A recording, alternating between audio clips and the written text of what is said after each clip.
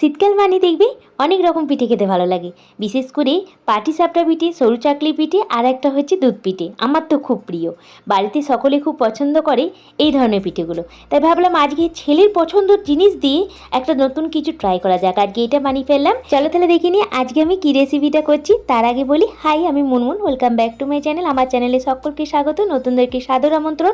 পাশে থাকা বন্ধুদেরকে অনেক অনেক ধন্যবাদ পাশে থাকার জন্য। আজকে আমি যে রেসিপিটা বানাবো সেটা কিন্তু আমার ছেলের খুব পছন্দের একটা খাবার দিই। এর জন্য একটা বাটির মধ্যে প্রথমে নিয়ে নিলাম হাফ কাপের মতো চালের গুঁড়ি, হাফ কাপের মতো নিয়েছিলাম সুজিটাকে একটু গুঁড়ো করে নিয়েছিলাম মিক্সার গ্রাইন্ডারে দিয়ে। আর ওই হাফ কাপের মতোই নিয়ে নিলাম ময়দা, আর দিয়ে দিলাম হাফ কাপের মতো চিনি গুঁড়ো, আর 1 চিমটে মতো লবণ। সব কিছু শুকনো উপকরণকে খুব ভালো করে একবার মিক্স করে নেবো। এরপর অল্প অল্প দুধ দিয়ে একটা ব্যাটার তৈরি করে নেবো। আমি কিন্তু সুজিটা একটুখানি গুঁড়ো করে ব্যবহার করেছি, তোমরা যদি গুঁড়ো করতে না চাও এমনি নর্মাল সুজিও ব্যবহার করতে পারো। আমি যতটা চালের গুঁড়ি ততটাই নিয়েছি ময়দা, ততটাই সুজি আর ততটাই চিনির গুঁড়ো ব্যবহার করেছি। এবার দুধের পরিমাণটা কম বেশি লাগতেই পারে, যেমন তোমরা সুজি বা চাল গুঁড়ি নেবে সেই অনুযায়ী দুধের পরিমাণটা দেখে নেবে। আমার কিন্তু একদম একটা পাতলা ব্যাটার দরকার।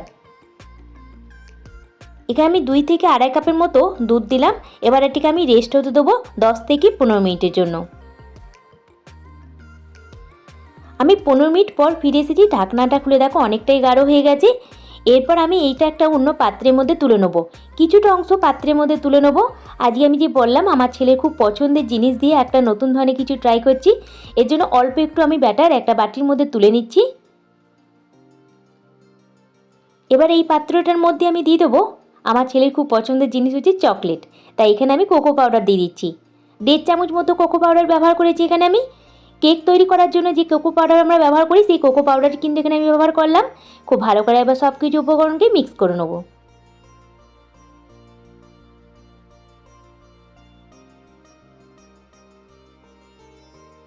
ব্যাস, ব্যাটারটা আমার রেডি। আমার দুটো ব্যাটার রেডি হয়ে গেছে। এবার আমি তাওয়ার কাছে চলে যাব। গ্যাসের মধ্যে আগে আমি একটা তাওয়া গরম করতে বসিয়ে দিয়েছিলাম। এরপর আমি লো ফ্লেম করে দিয়েছি। এরপর অল্প একটু ঘি দিয়ে সম্পূর্ণ টিস্যু পেপার দিয়ে মুছে নেব। এরপর যে চকলেটি ব্যাটারটা ছিল সেটা অল্প অল্প করে দিয়ে দিচ্ছি। খুব ছোট ছোট করে দিয়ে দিতে হবে। ঠিক এইরকম দেওয়ার পরেই আমি যে সাদা ব্যাটারটা ছিল সেটা এক হাতা দিয়ে দেবো। ঠিক এইভাবে ছড়িয়ে দেবো। হালকা হাতে একটুখানি ঘুরিয়ে দিলেই চারিপাশটা ছড়িয়ে যাবে। সবগুলো চকলেটের বিন্দু যেন ঢাকা পড়ে যায় সেদিকে একটু খেয়াল রাখবে।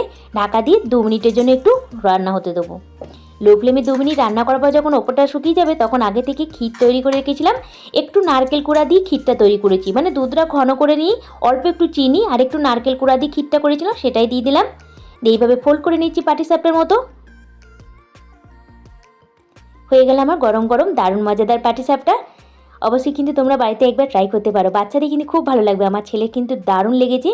অবশ্যই এই শীতে একবার হলো ট্রাই করো, আর কেমন হয়েছে সেটা লিখে জানাতে বলো না। আজকের রেসিপি তোমাদের কেমন লাগলো অবশ্যই লিখে জানিও। ভালো লাগলে like and subscribe. Thank you.